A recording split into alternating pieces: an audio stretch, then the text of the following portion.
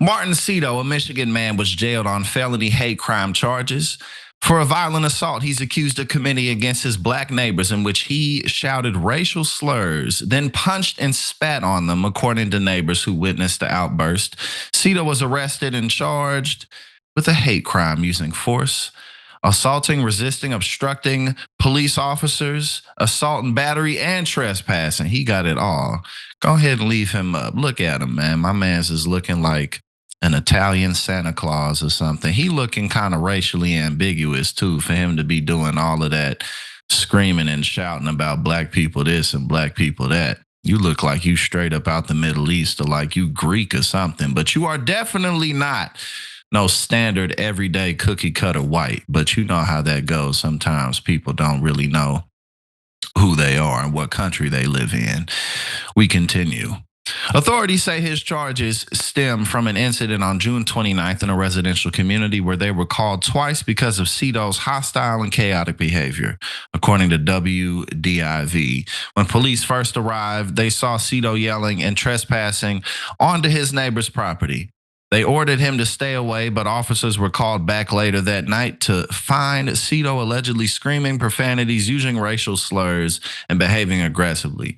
And stuff like this kind of sounds like mental health problems to me. I don't know. But when people are doing stuff like this, they often aren't well, or maybe they on some drugs or something like that. But who knows? I mean, well, let's keep reading. Let's check this out more.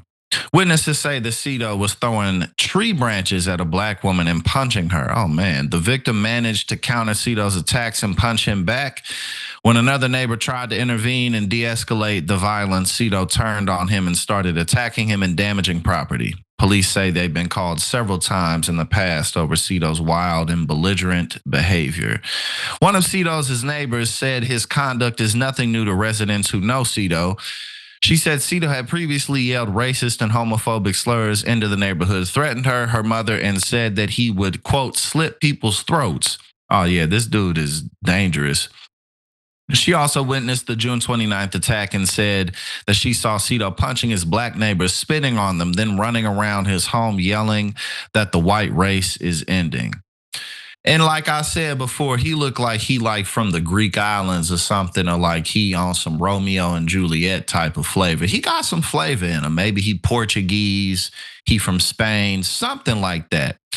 But you got to keep in mind, everybody runs away from being black. You know, like disliking black people is kind of universal across everywhere where the colonizers went.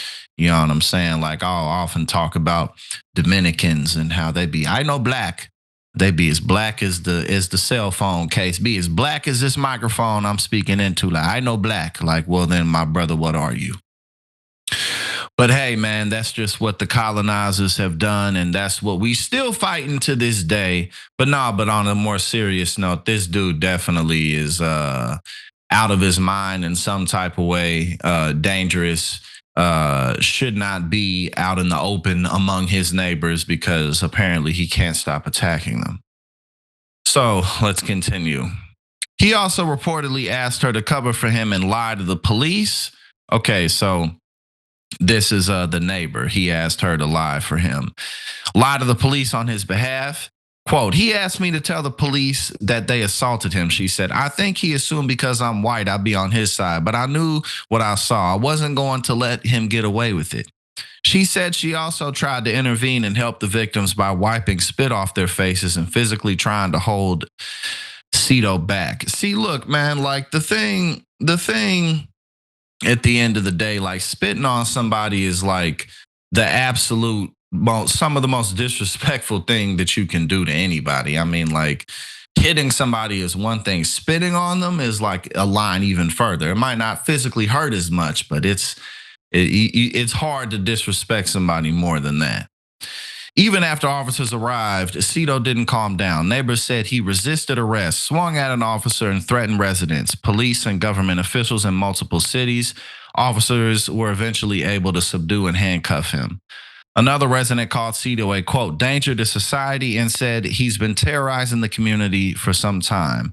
I've been here for about a year and it was peaceful until he came back, our neighbor said.